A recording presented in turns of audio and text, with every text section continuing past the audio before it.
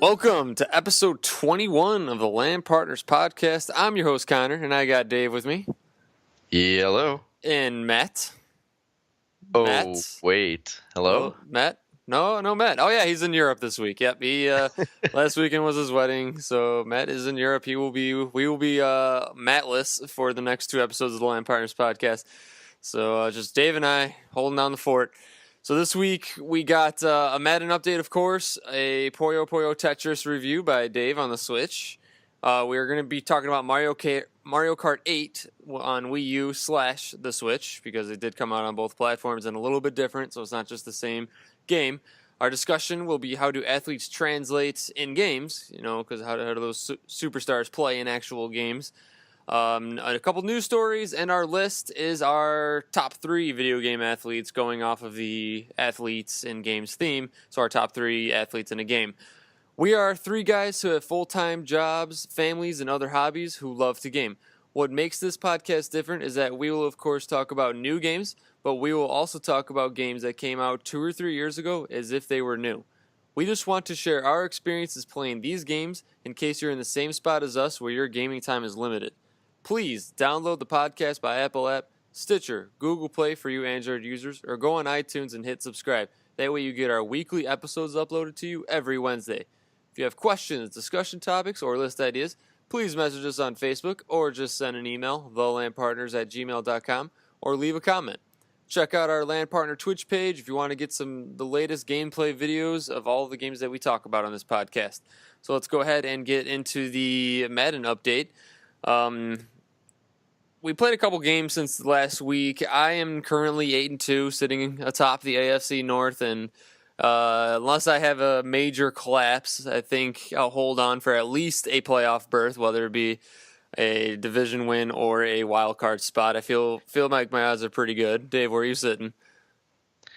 Currently, the Indianapolis Colts are sitting atop of the AFC South with a 7-3 record, which is now first place. That's right. What's the Texans? Texans are also 7-3, but the almighty tiebreaker falls in the hands of this guy by 1 point in my 35-34 victory over him. So. All right. Well, looks like we're both sitting in a pretty good spot right now.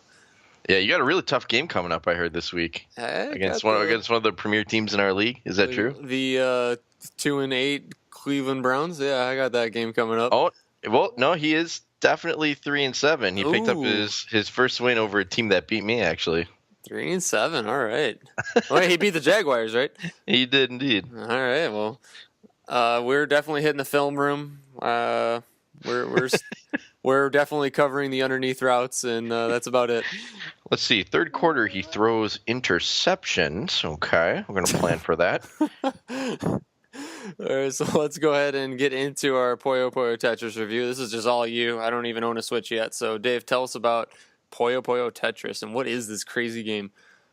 Why, certainly. Puyo Puyo Tetris is a Nintendo Switch game developed by the Sonic team and published by Sega in the US and Deep Silver in Europe. I believe it's also out for PlayStation 4.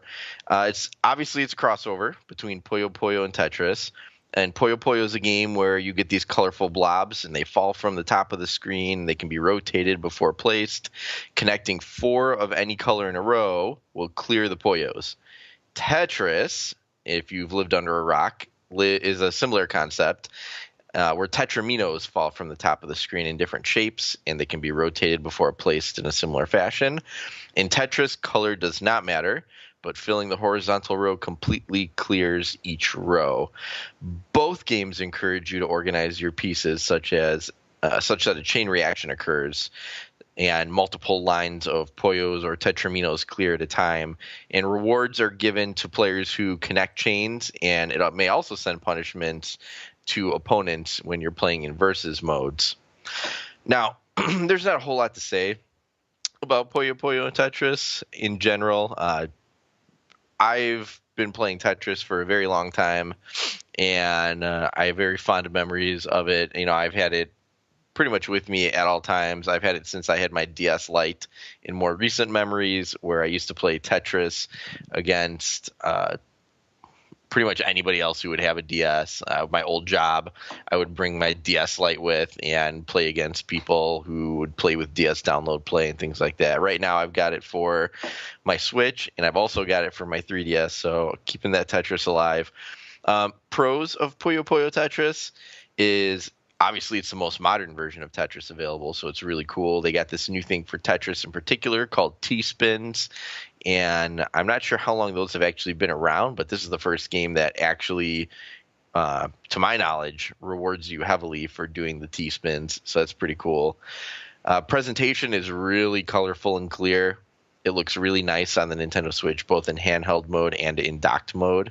It's easy to learn and difficult to master, like most fantastic games that withstand the test of time. Easy to pick up and play, just mess around against other people who have not played much Tetris, and then it can get pretty intense where there are still Tetris tournaments going on, and specifically with this game. So it's pretty intense. It's got a pretty competitive scene. Cons relating to Puyo Puyo Tetris is, first of all, when you cross over and do a pure Puyo versus Tetris board, which you can do, you can have one person play Puyo Puyo and one person play Tetris.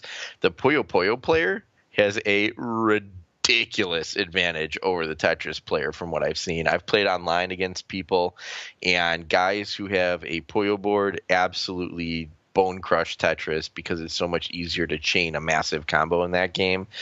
So the Tetris board just fills up and it becomes insurmountable to win.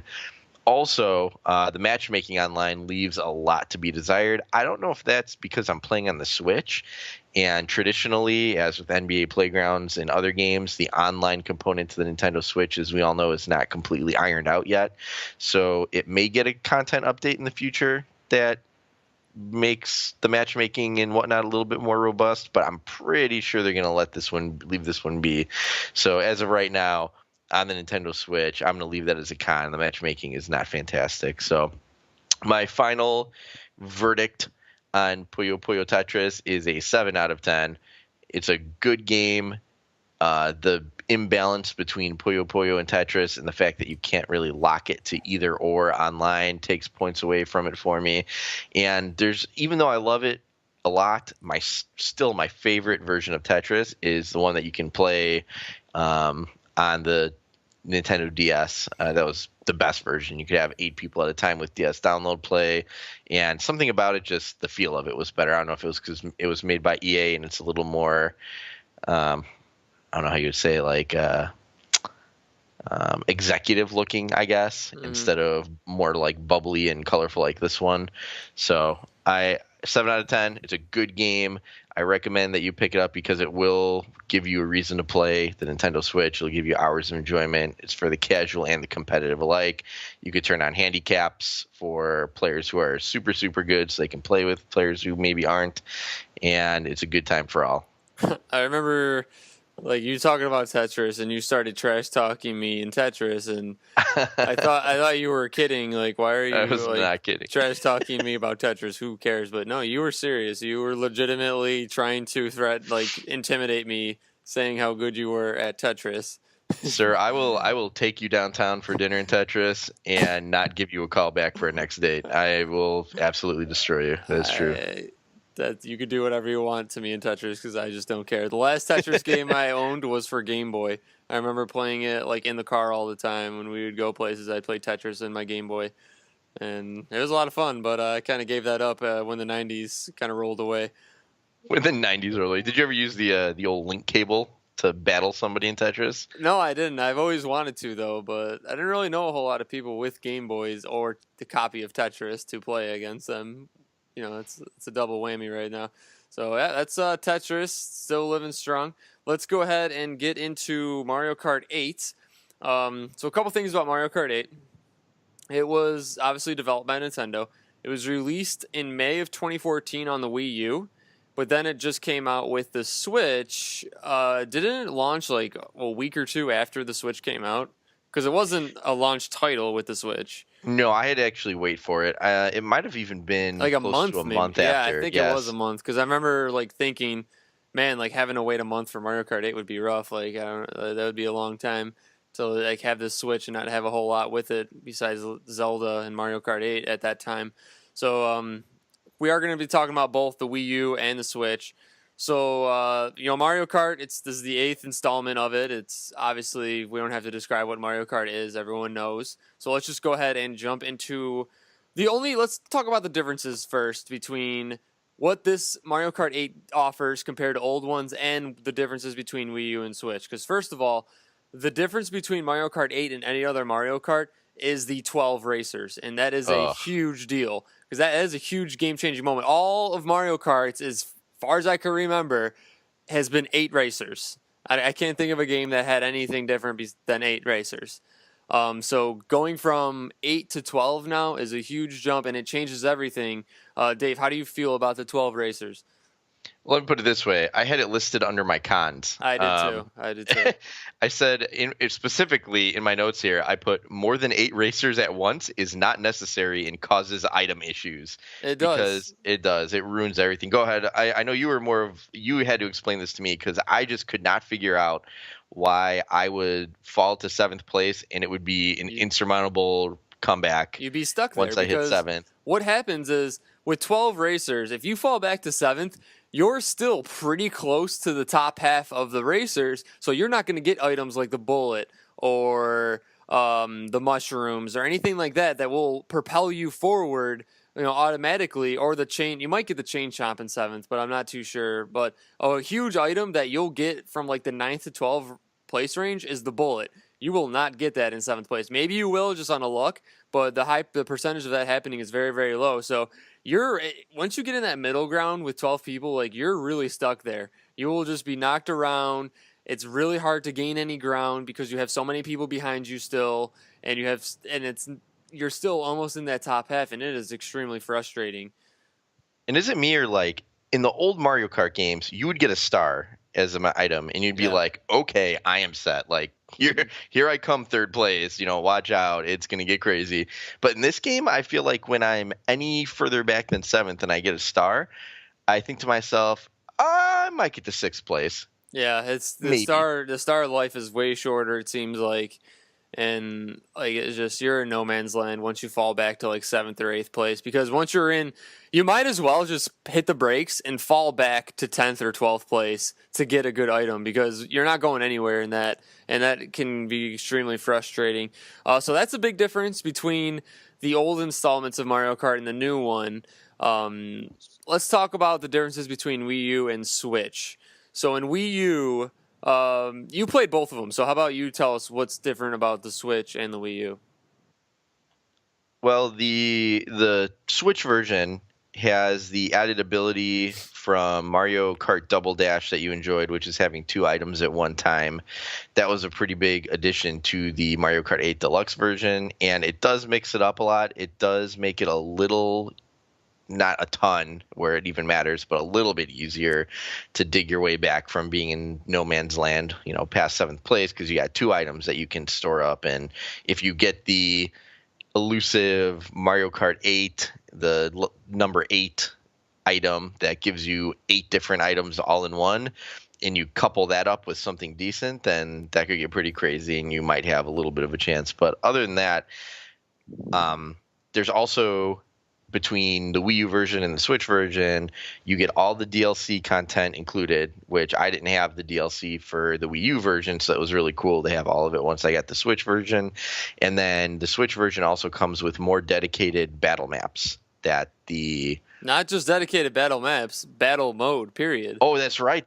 Battle mode is completely, you're correct. Battle mode was completely added back in, which is a game changer for me because I love me some battle mode. And you're correct. That whole entire mode was added in with dedicated maps too as well, including some classic ones, which have hilarious down back to Mario Kart Super Nintendo version where the walls are like flat on the ground, but you can still bump into them and stuff. It's pretty hilarious. So I really, really enjoy it. Battle mode was awesome. Battle mode was a big addition.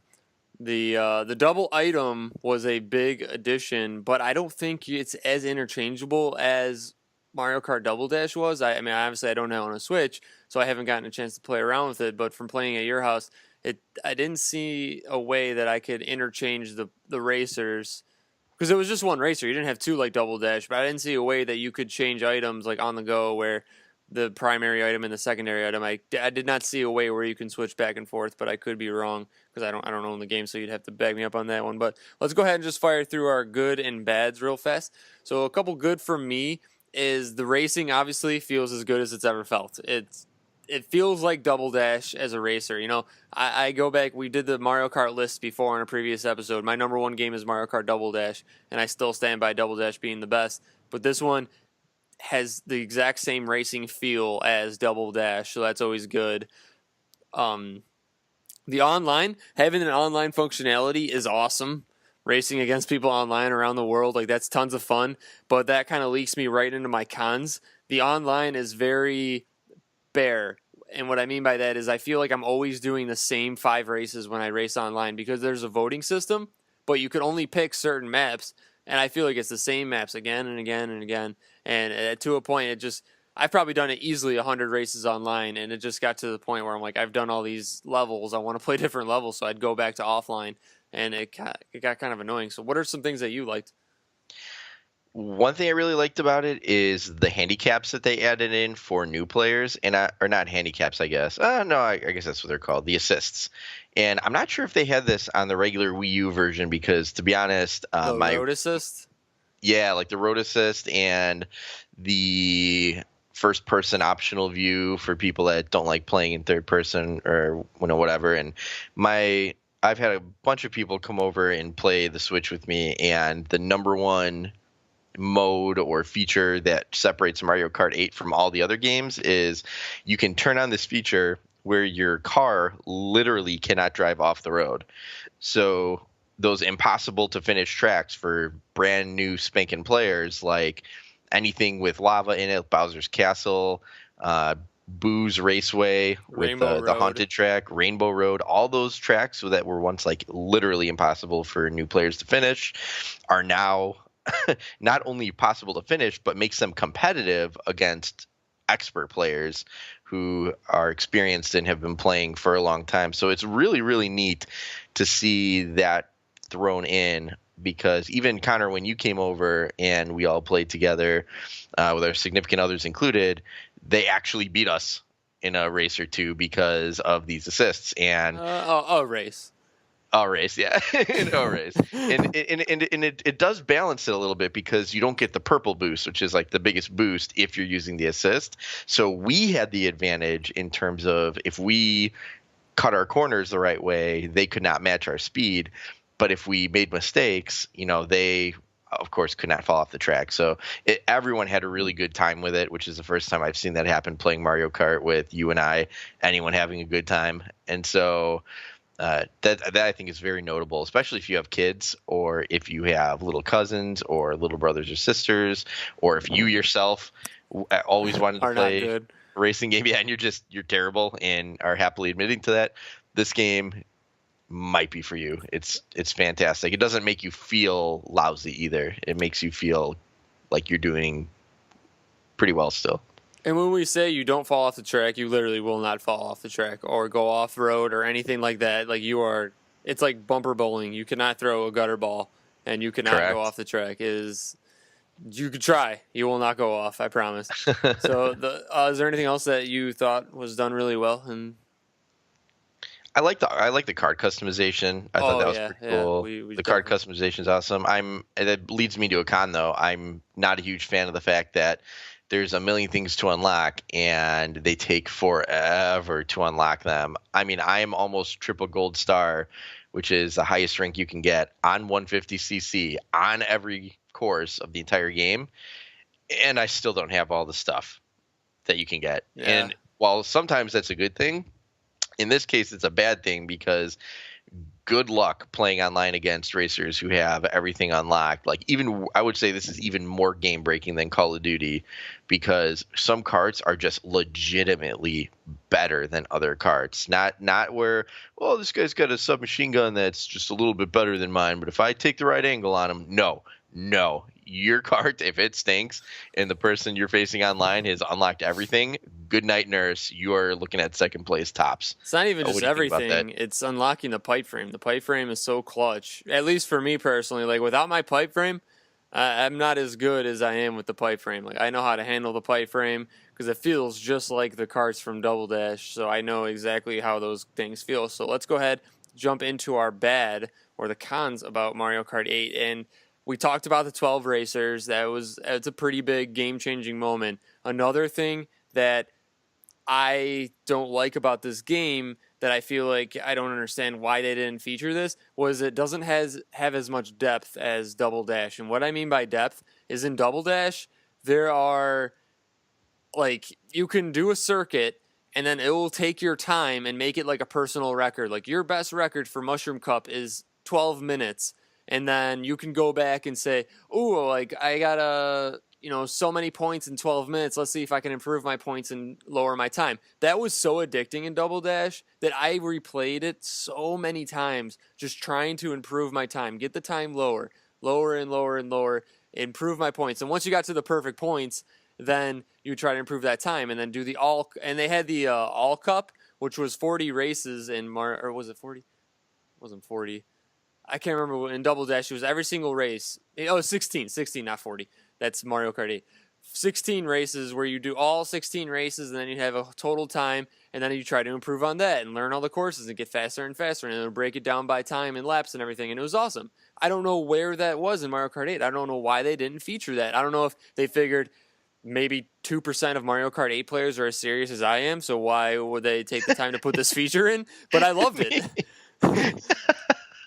You're getting arrested for smuggling, rigging Mario Kart 8 events, and that's how serious you are about it, gambling on it. No, serious. I mean, I understand. I get it. Like, and I like to see that in games that I really enjoy too. When you're missing those basic features that you consider to be something that seemingly is easy to program into the game, putting numbers on the screen about how fast you were, something that easy that probably would have taken close to no development time being missing. And it's just kind of disappointing to see. And although I don't really care about that feature personally myself, I could see, StarCraft or something taking out my statistics at the end of the game, like APM and things that you don't really care about. And I would be very upset by that. Like, how many actions per minute did I do? Like, I want to know if I'm getting better or faster, what have you. And that's you with racing and your times on tracks. And so I could see getting really upset with that. But for mine, my biggest gripe with Mario Kart 8 is honestly probably just going back to like the rubber banding that is prevalent in every Mario Kart ever. It's like a staple of the game. Yeah, if you're playing against computers, if you're not familiar with what rubber banding is where you are in first place by a million light years, and all of a sudden second place just comes rolling up on you like they had a permanent star item for the last 30 seconds of the race, and it drags all the other racers up behind them just to make the game stay competitive. Now, granted, rubber banding does not work if you have human players and they're in first and second place. If second place is far away from first place, the computers rubber band up to second, and so first place can break away huge. But when you're playing just by yourself, some of the tracks, Connor's favorite track was it Baby Mario's Raceway or whatever? No, it's my least favorite track. Yeah, it's your absolute favorite track because Baby Park, anything can happen, and with rubber banding, literally anything can happen because you can't even break away in the very small amount of breakaway space that you have. So I would say that my biggest con, which isn't really in the scope of things that bad, is the rubber banding. Okay. Yeah, I mean, overall, it's a Mario Kart game. You got all the key features, all the key items. It doesn't feel any different than any other Mario Kart on a console, at least. It feels different than the DS, and we'll talk about that another time. But on a console, this is a great Mario Kart game. I give it a 9. I think it's one of the best. I put it on second on my Mario Kart list. We did like one of the first episodes of the LAN Partners Podcast. I put it second, and it still stays second because I think Double Dash beats it in the depth field, at least. I also give it a 9. And the reason I'm going to give it a 9 is I think maybe when I first reviewed it, I might have given it a 10 just because I didn't know really what else would ever compare to Mario Kart. But I think Mario Kart in general caps at 9 until they fix those little things like give me 8 racers again in this game, make a new version of this game, but with 8 racers, and go ahead and give me all the carts to begin with. I'm so sick of the unlock system for carts. Or give me the best carts to use right away, and then just like when you prestige in Call of Duty, give me lesser things as I get better and better, so it becomes more of like a challenge. Like, oh, I bet I could win with this gun that's like super rare to get, but it's not very good, and it gives people something to like. So a player like you who's wiping the floor with other racers can purposely use lesser carts with worse speed and worse turning and handling just to kind of show off and challenge yourself instead of making me play countless hours, 10 plus hours to unlock one cart. I never really mind the unlocking because I will play it anyway. I played through all the races, all the cups, gold starred everything, maxed out everything, and so like I unlocked it naturally anyway, so it wasn't really a big deal to me. But I could understand it's like the NBA Playgrounds thing. You just want to get the players and be done with it, and stop playing these pointless games. the unlock system that thou shall not speak of, NBA Playgrounds. Gosh. Yeah, exactly. Let's actually just transform right now into our discussion. Speaking of athletes, let's talk about how athletes translate into video games. So, I mean, this is what we're talking about here is, a player like Tom Brady. Now, how would Tom Brady translate into a game? What are we talking about here when we talk about Tom Brady into a video game? So, Dave, how about you just lead us off? Like, what do you think about athletes translating into games? Well, you've got both ends of the spectrum, in my opinion. Athletes translating to games. You have these athletes who do such remarkable things in their respective sports that when they get transferred to a game, it's almost like the game has to nerf their real life selves in order to keep the balance of players and to keep actual video game players happy where their skill actually makes a difference. For example, and this is the one that bothers me the most in contemporary games, Steph Curry. He is a phenom in real life. If you are into the NBA and you watch this guy play, no, he's not hitting 100% of his shots, but the shots that he does hit and the frequency at which he hits them are absolutely breathtaking sometimes. He will pull up on a guy off the dribble, fading away, 6 feet away from the 3-point line backwards and just nail a shot like it was nothing. He'll turn around before the shot even goes in because he knows he's feeling it. That is Steph Curry in the NBA. He set a record for number of 3-pointers in a season. He shoots them over anybody, big or small. He makes them contested. He finds ways to get open off the dribble, make guys stumble. That is not video game Steph Curry. No. Video game Steph Curry is the guy who's, when he's wide open, will hit shots, and that is not Steph Curry. Steph Curry is the guy that makes shots happen and gets guys open other places on the court. So that's like the biggest one for me, going like a video game personality that needs to get nerfed in order to keep a game balanced would be like Steph Curry. And then on the flip side, sometimes you get these players that are absolutely mediocre in real life, but they have one thing that they're really good at that makes them broken in video games. And again, I'm going to go back to basketball. And Connor, you know who I'm going to talk about. Who am I going to talk about? J.R. Swish. J.R. Swish. He is literally the most unfair player in every 2K game, minus 2K18, because he's not very good in 2K18. They must have changed some sort of statistic on him. But in 2K17 and previous, he is ridiculous. I would take J.R. Smith over just about any other player in that entire game. And he's rated like 72 or 75, but the guy hits 3-pointers in an unstoppable fashion, and his release is so easy to release. It's so quick, and he just pops them, and oh my goodness, if the real J.R. Swish was anything like J.R. Swish from NBA video games, even NBA Jam, I believe, right? Didn't he play J.R. Swish, and I was still lighting it up with him in that game?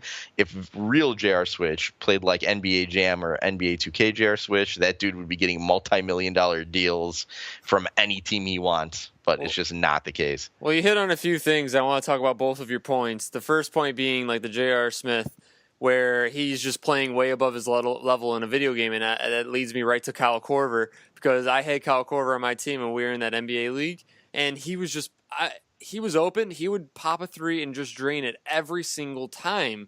And he does not do that in real life, but there's some stats where they figure out, like, okay, Kyle Korver is a 3-shooter or an off the screen, catch and shoot guy, where his percentage that goes in is just ridiculous, where he was like getting 20, 30 points a game for me just because of open threes. And Kyle Korver does not do that in real life. And No, so he does not. he's an example of he's playing way above his level because of a certain stat that just got transferred over, that it just makes him such a good player in a video game. Where you're talking about Steph Curry, the things he does in real life, if they somehow figured out a way to make him do that in a video game, people would be like, this is unrealistic. This is why I don't play games, because this is unrealistic. You know what I mean? Like when you put up 7 touchdowns in Madden and people are like, this never happens in real life. That's the kind of stuff that would be going on with Steph Curry. People would be saying this is unrealistic, but it is realistic. That's the frustrating part about it. When he pops that 8 foot away from the 3-point line and swoosh and it goes in, it's realistic because it happens, and it's very frustrating. What are some attributes you think for players that mean nothing in games? And for example, my big attribute that I think is pointless is a lot of the quarterback stats. Like a guy like Peyton Manning, he has the ability in real life to read the defense, know exactly what to do. That doesn't translate to video games because you're the one controlling him and you're the one trying to figure out what's going on. Like those stats that make him a 97 overall player, those don't mean anything because you're the one controlling him. Well, I always had this cool idea, and I know people would probably go nuts if I mention this, which they will because I'm going to mention it. I think with a player like Peyton Manning, they could have gotten creative, and because that is his talent. The real-life Peyton Manning watched film. He would recognize plays. He would know exactly what play the defense is running, and he would get it to the right guy. I think there should have been like an ability in Madden called like QB vision. If you're about to say where he could see the play, they did that. Where he can see the play. I want it to show on the field. No. They showed the actual play. That actually happened. That your defense is running in real time. Yes, they did that. Moment. That was an ability. It was one Madden. I remember very clearly that there was a Madden. Out of your mind. It was a light bulb ability where he could see the actual defensive play. I'm not making that up. I wish I knew you were going to say this. 2006 or something. It was around that time, I want to say. Was it when they had the vision cone, the Madden vision cone? It was probably within that time frame of Madden's where they had the vision cone, where you can control where the quarterback's looking. Correct. I am not looking that up. And you could force defenders. Yeah. You could force defenders with the QB vision cone. You could force them onto a receiver by staring down a receiver, and then flipping it at the last second and throwing it. Yeah.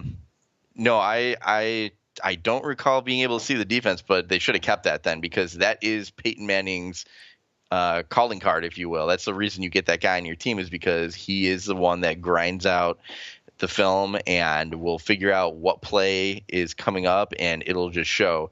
And like a guy like Urlacher, same thing.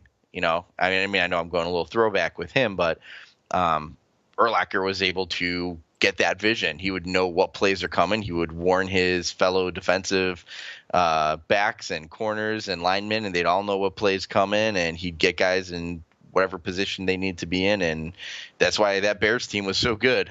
It was because you had a guy who would just be a general on the field like Urlacher and make it happen, and Peyton Manning on offense. So I think if that were included in sports games, something to that effect. I know this is just a really specific example of football, but it makes all the difference. If I could pick a quarterback and know what play you picked, not even every play, but let's say if you did a play several times in a game and your quarterback starts to recognize it and even shows you just a few players at a time, what he's noticed they do on that play, that would be a game changer. And that would make me pick a Peyton Manning where otherwise I would pick somebody totally different because you're right.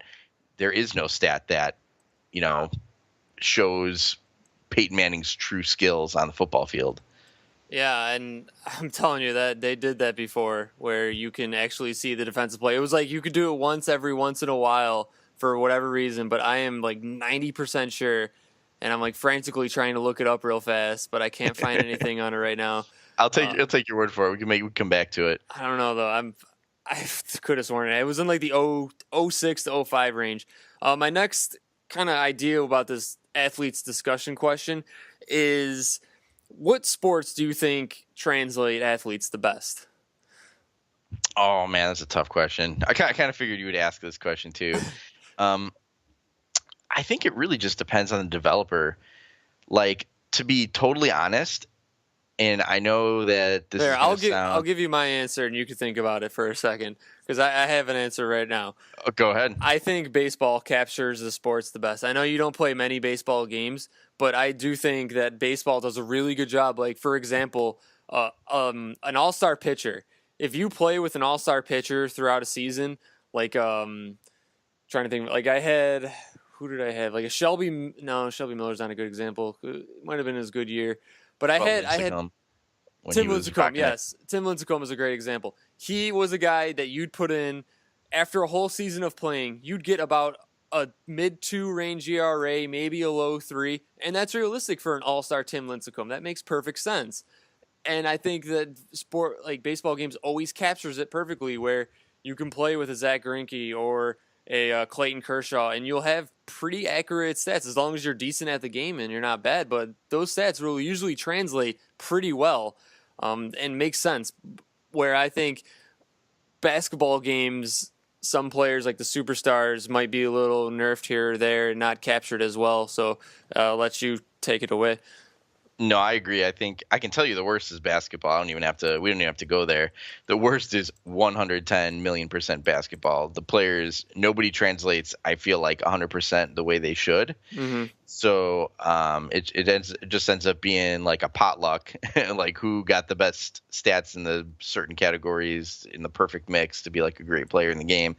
I was going to say, as far as football goes, I do love Madden, but I felt like the 2K series, when they were making football games, the individual stats felt more relevant than Madden, with the exception of a couple players here and there.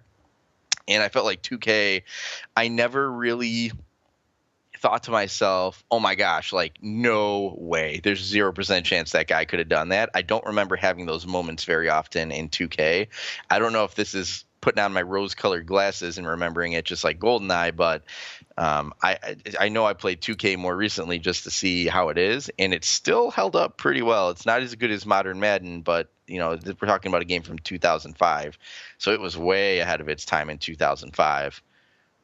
But Yeah. I would say I would probably agree with you with baseball. I mean, I'm pretty biased, but there's not a whole lot that goes on in baseball anyway without turning it into an arcade game. So, and I think too with baseball, playing with a player like Anthony Rizzo or Chris Bryant, you're not going to jack 4 home runs a game. It usually you'll get a home run maybe once, twice tops, but you're not going to be every time that guy steps up, oh, home run again. Where in NBA, Steph Curry's open for an open 3, boom, 40 points again. Like, come on. But as we kind of wind down this discussion, I did find it Madden 08. That's the Madden where they had all those weapons: cannon arm QB, accurate QB, smart QB. Smart QB was the ability where they are feared. Blah blah blah blah blah. They are feared for their ability to read the defense. Pressing RT and LB when their light bulb logo is full will reveal the defense's play art. So I told you that they did that before. Tom Brady, Tom Brady, Peyton Manning, Carson Palmer are all smart QBs. Carson Palmer. Carson Palmer. That was Bengals Carson Palmer, man. That was a heyday. That was 08. Yeah, so that was the thing. You know what, though? That's not my vision of it. It's not like a special, like, once every 4 sets of downs. I think if a defender is running the same play over and over again, that quarterback in real life is going to be like, what are they doing? I know exactly what play this is, and it'll pop up every time. But yeah, I do agree with you that there should be some sort of, okay, they're in the same formation, the linebackers are in the same spots, and you could like hold on RT and then go around the joystick, and show you like these are the 3 possibilities that this team could be running right now. Yeah, I like that. Even having possibilities, it works for me. That's a good idea. So let's go ahead, and I got a couple news stories, a couple short ones. First of all, SNES Classic launching this Friday. Who knows what's going to happen with this thing? There could be 15 units per store or 3 units per store. I'm leaning towards 3 per store, but they promised that there will be more units than NES Classic were launched at. So, Dave, what do you think is going to happen?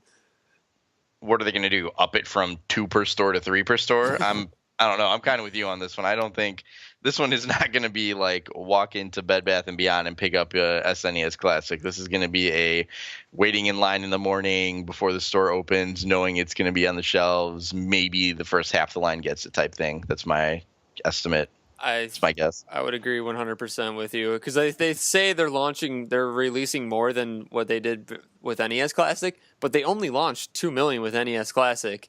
So what are they going to up it to? 3 million? That's still nothing per store when they got to distribute that extra million all around the world.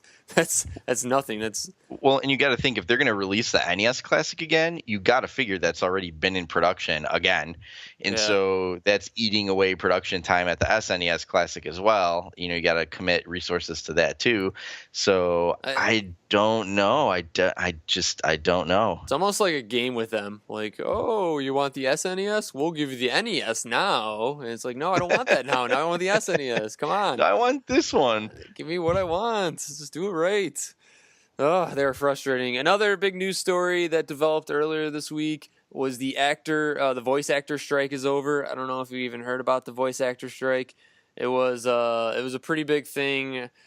I mean, not a huge thing. It wasn't like around everywhere, but the voice actors went on strike against some 11 video game developers, including Activision, EA, a couple others, but those are basically the big ones, Insomniac.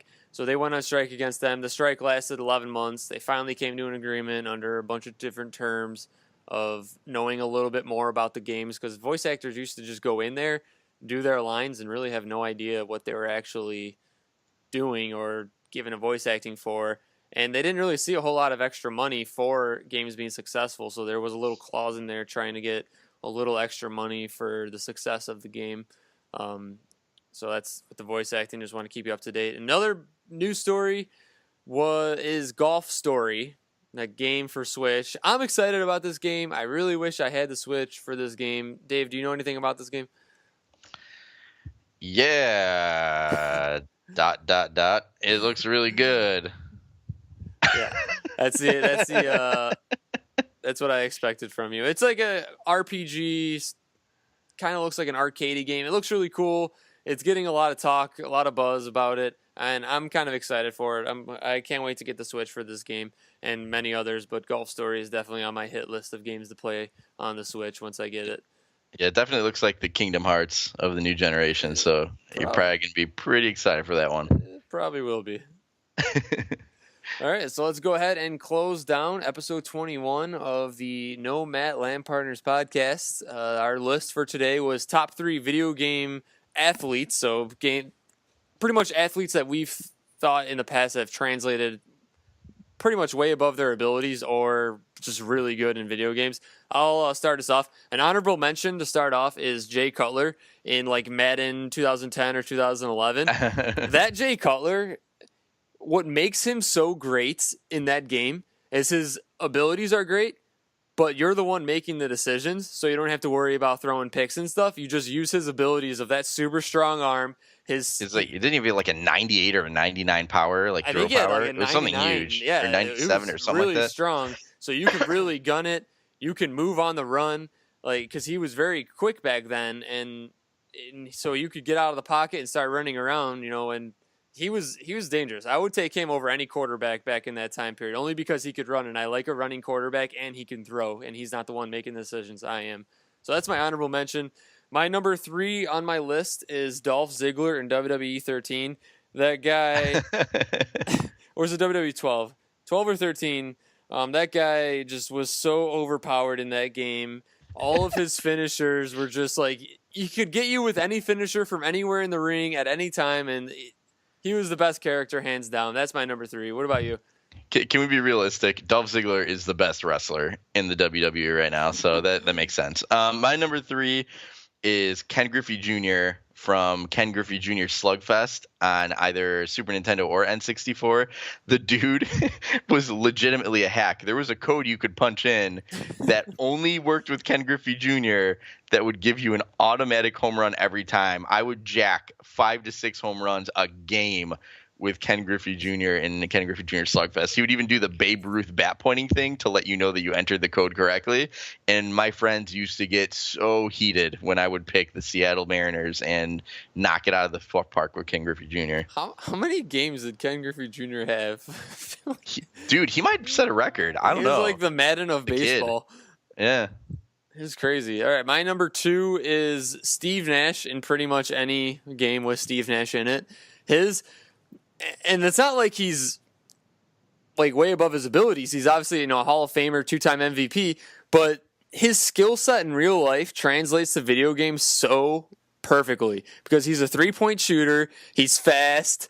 He can get open. He can pass. So those abilities in video games just makes it, if he's on the court, you got to get the ball in his hand at all times. I did him from NBA Jam, NBA 2K, any NBA game with Nash in it, he's on my team at all times. That's who my number 2 is. What about you?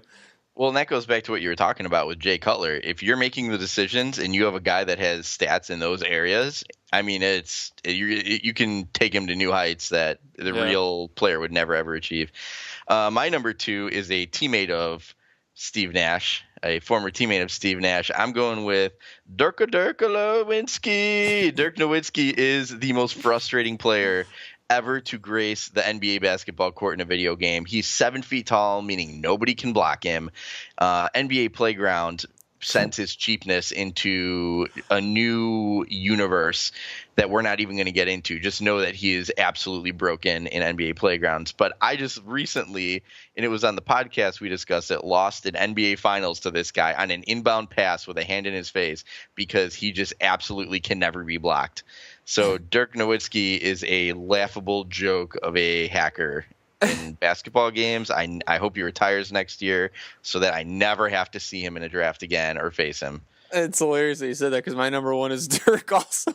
Oh, my gosh. He's my number 1, but more specifically, the NBA Playgrounds Dirk. The NBA Playgrounds Dirk is hands down the most dominant video game athlete I have ever seen in any video game in my life. I will agree to that. I have never seen a player be able to dominate just so hard with his 7 feet tall German style, his signature shot. That if you get that open, it's unblockable. It's not gonna miss. It's insane. It hits from half court. Did you mention that? I cannot believe you mentioned Dirk in your list. I did not think you'd go the Dirk route. I thought I was all alone on my Dirk dominance. No. Did you have any doubts I wouldn't have him on my list? It's one of those things where the real reason, by the way, everyone, that Matt's not here is because Dirk Nowitzki was not on his top list. We're pretty sick of him not putting things that deserve to be on lists in the top list, so he's gone. No Dirk. He'll be shortly replaced by a that was easy button that we'll just hit once in a while in Matt's voice. Anyway, no, I'm kidding. But Dirk Nowitzki, holy cow! Like, if you probably have never lived if you haven't faced or played as Dirk Nowitzki in a video game.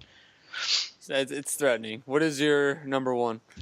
My number 1 is only my number 1 over Dirk. I want to make this very clear. Dirk is number 1, but my number 1 is a player that is very infamous for being absolutely cutthroat in sports games.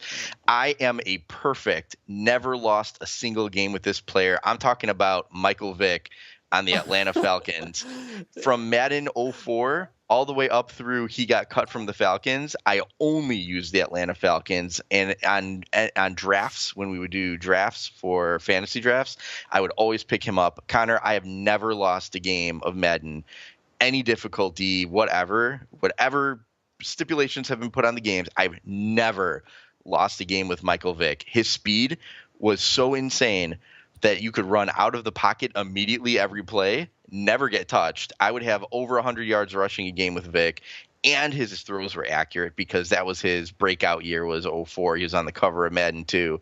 So Michael Vick in any game, even 2K5, he was extremely cheap. He's my number 1. You know what quarterback used to tear me up when I would play against the computer back in that day, like the 05, like before that? McNabb? Yeah, Donovan McNabb would just absolutely tear me up.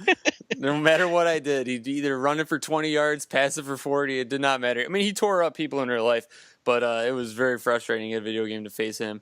So that was our top 3 video game athletes, and there's plenty more to talk about. We could have gone on for this. Could have been a whole episode of video game athletes. Talking about video game athletes, and I might want to make one last final point. LeBron James does not translate into NBA playgrounds as well as you think he should. He doesn't. You know what though? He doesn't translate into any NBA game as well as he should. I'm gonna go ahead and say that because even in 2K, which is like the most popular, he is not as dominant as he is in real life. The guy is just unstoppable on the actual basketball court. Yeah, it's crazy. So let's go ahead and close it down. That was episode 21. Let us know what you think. Get on our Twitter or Facebook. Let us know if any athletes that you've ever felt frustrated by or you've just dominated games by. We'd love to hear from the listeners. Tell your friends about us, and thank you so much for listening. See you next week.